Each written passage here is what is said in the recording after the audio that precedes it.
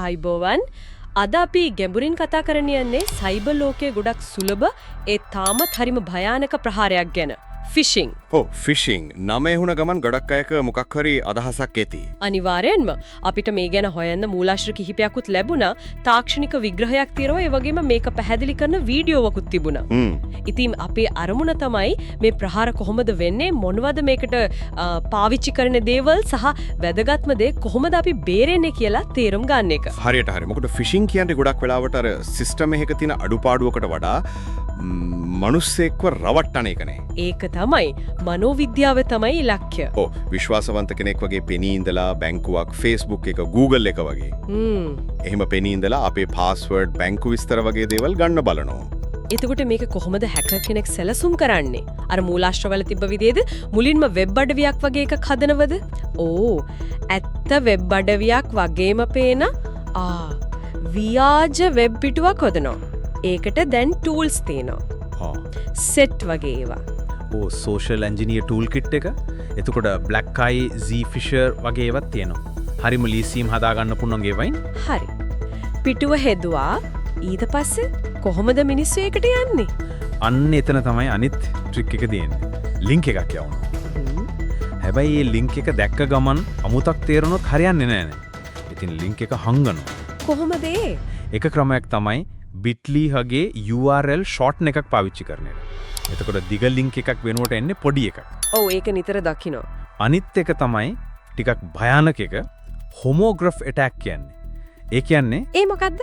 ඒ කියන්නේ අපිට පේන අකුරට හරිම සමාන ඒත් වෙන අක්ෂරමාලාවක අකුරක් යොදනවා. උදාහරණයකට ඉංග්‍රීසි A අකුර වගේම පේනවා සිරිලික් ඈ. ඉතින් ලින්ක් එක බැලුවම හරි වගේ පෙනුනට ඒකේ තියෙන වෙන අකුරක්. ක්ලික් කළාම යන්නේ ව්‍යාජ තැනකට. ඒක නම් දරුණුයි.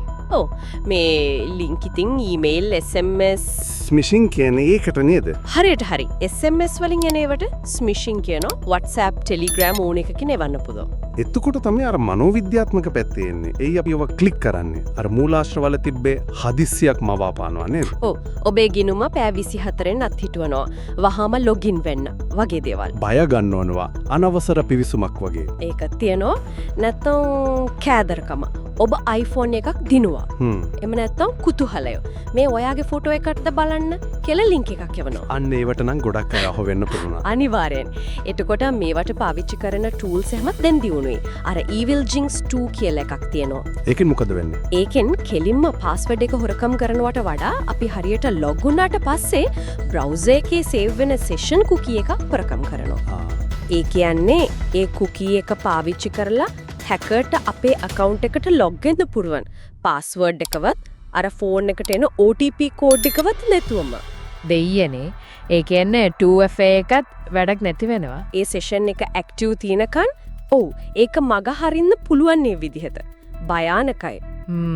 තව තියෙනවා Beef කියලා එකක්. Browser Exploitation Framework. ඒකෙන් කවුරු හරි අර ලින්ක් එක ක්ලික් කරොත් ඒකෙන් පුළුවන් ඒ කෙනාගේ බ්‍රවුසර් එක කන්ට්‍රෝල් කරන්න. මොනවා? එයා යන වෙබ් පිටු බලන්න, එයා ටයිප් කරන දේවල්, ඒ කියන්නේ කී ලොගින් කරන්න. වෙබ්කෑම් එකට ඇක්සස් කරන්න පවා පුළුවන්. ඒ කියන්නේ ලින්ක් එක ක්ලික් කරා විතරේ පාස්වර්ඩ් දුන්නේ නැතත් ලොකු ප්‍රශ්නයක් වෙන්න පුළුවන්. අනිවාර්යෙන් data login වෙනවා. සමහර වෙලාවට malware හරි rats හරි install වෙනවා machine එකට. remote access trojans. ඒකෙන් දුරස්තව ඉඳන් device එක control කරන්න පුළුවන්. මේ ප්‍රහාරත් වර්ග තියෙනව නේද? හැම එකම එක වගේ නෙමෙයි. නෑ. බල් ෆිෂිං පමේ අර ගොඩාක් දෙනෙක්ට එකපාරේ යවන සාමාන්‍ය ඊමේල්. ස්පියර් ෆිෂිං කියන්නේ ටිකක් ටාගට් කරලා කරන එක. කොහමද? ඒකෙදි නිශ්චිත කෙනෙක් ගැන හොයලා බලලා සෝෂල් මීඩියා වලින්, LinkedIn වලින් වගේ යාටම ගැලපෙන විදිහට පණිවිඩය හදනවා. පුද්ගලීකරණය කරලා. ලොකු ලොක්කන්ව CEO, CFO වගේ ටාගට් කරනවට වේලින් කියනවා. වේලින්. තල්මසුන්ට ගහනවා වගේ. ඒ වගේ තමයි. ලොකු මාළුවෙක්නේ. අනිත් එක තමයි BEC, Business Email Compromise. ඒකෙදි ව්‍යාපාරයක ඊමේල් account එකක් අල්ලගෙන ඒකෙන් ව්‍යාජ ඉන්වොයිස් වගේ දේවල් යවනවා සල්ලි ගන්න. හරිම සූක්ෂමයි වැඩේ. ස්මිෂිං, SMS, wishing, voice calls, social media phishing වගේ ඒවත් තියෙනවා. එනම් කොහොමද අපි මේ වගේ අඳුරගන්නේ? මොනවද රතු එළිය? එකක් තමයි අර හදිස්සි කරන එක, වහාම කරන්න වගේ කියන එක. අනිත් එක පාස්වර්ඩ්, OTP, කාඩ් ඩීටේල්ස් වගේ දේවල් ඊමේල් SMS වලින් ඉල්ලන එක. ලොකු ආයතන කවදාවත් එහෙම ඉල්ලන්නේ නෑ. ඒකට ව්‍යාකරණ වැරදි, අකුරු වැරදි තිනවදු බලන්න ඕන. ගොඩක් වෙලාවට ඒ වගේ ඒවා තියෙනවා.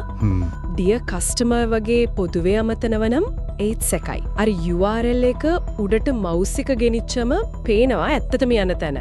ඒක බලන්න ඕන. ඔව් ඒක වැදගත්. එවන කෙනාගේ ඊමේල් ඇඩ්‍රස් එකත් බලන්න ඕන. සමහර වෙලාවට පොඩි වෙනසක් ඇති ඇත්ත එකට වඩා.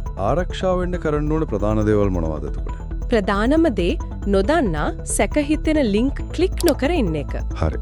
URL එකයි HTTPS තියනවාද කියලායි චෙක් කරන එක.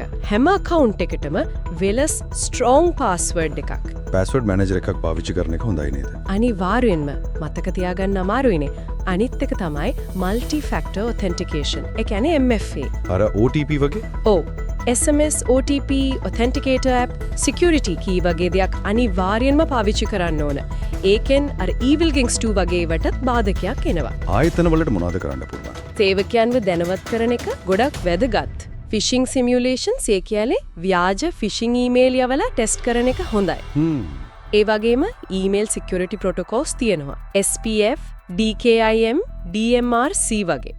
ඒ වගේ ව්‍යාජ ඊමේල් එන එක ගොඩක් දුරට නවත්තන්න පුළුවන්. එහෙනම් පැහැදිලි ෆිෂිං කියන්නේ තාක්ෂණය වගේම මිනිස්සුන්ව රවට්ටන එක උඩ දුවන දෙයක්. දැනුවත්කම තමයි හොඳම ආරක්ෂාව. ඕ අවසාන වශයෙන් පොඩි දෙයක් මතක් කරන්න හිතන්න. කියන්නේ. දැන් AI කෘතිම බුද්ධිය එන්නෙන්නම දියුණුයිනේ. ඔව්. AI වලින් හදන ව්‍යාජ ඊමේල්, ව්‍යාජ වොයිස් මැසේජස් කෙනෙක්ගේ කටහඬ පවා හරිම තාත්විකව හදන්න පුළුවන්. ඒක ඇත්ත. අනාගතයේදී AI එකකින් හදපු ව්‍යාජ පණිවිඩයක් ඇත්ත එකකින් වෙන් කරලා අඳුරගන්න එක ඒක කොයි වගේ අභියෝගයක් වෙයිද? ඒකට අපි කොහොමද ලෑස්ති වෙන්නේ කියන එකත් අපි හිතන්න ඕන දෙයක්. ඒක නම් ඇත්තටම හිතන්න ඕන කාරණයක්. ස්තුතියි පැහැදිලි කිරීමට.